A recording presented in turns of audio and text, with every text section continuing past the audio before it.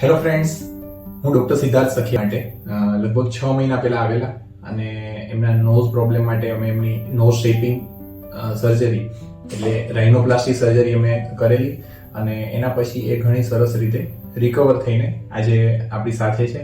તો આ રાઇનોપ્લાસ્ટી છે એના વિશેની જે લોકોમાં જે ઘણી બધી અલગ અલગ મિથ છે કે કલ્પનાઓ, સાચી ખોટી કલ્પનાઓ છે, તો એને આપણે વધારે રિયાલિસ્ટિકલી જોવા માંગીએ છીએ કે ખરેખર આ સર્જરી શું છે અને એનાથી શું બેનિફિટ થતો હોય છે.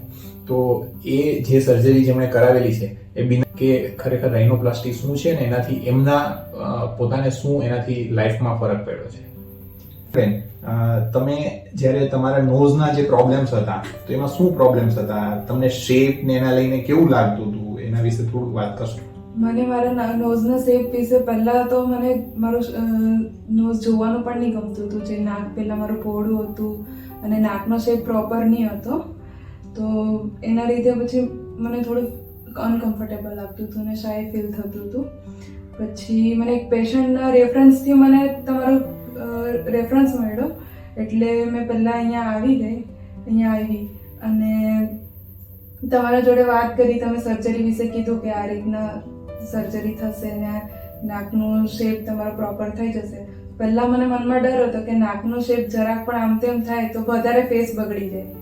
એટલે પછી મેં ઘરે જઈને ઓનલાઈન સર્ચ કર્યું અને તમારા રિવ્યૂઝ ને બધું જોયું અને બીજા જે પેશન્ટ હતા મને જેણે રેફરન્સ આપેલો હતો એમને પણ વાત કરી. બીજા 2-3 જણાને પૂછ્યું, મને રેફરન્સ તમારા રિવ્યૂઝ તો સારા મળ્યા છે. એટલે પાછી અહીંયા આવી અને તમારા સાથે બીજા જે આગળના તમે જે સર્જરી કરી હતી એના વિશે તમારો એમના જે ફોટા અને એ બધું હતું એ જોયું કે ઘણું સરસ, પહેલાં કરતાં વધારે સરસ થઈ ગયું હતું. એટલે પછી મેં વિચાર કર્યો કે મારે કરાવી છે રાઇનોપ્લાસ્ટી. અને મારી એક વખત રાઇનોપ્લાસ્ટી થઈ ગઈ ને પછી જ્યારે રિકવરી આવીને પ્રોપર શેપમાં આવી ગયો નાક, પછી મને બહુ સારું લાગ્યું. મારો આખો ફેસ ચેન્જ થઈ ગયો. યસ.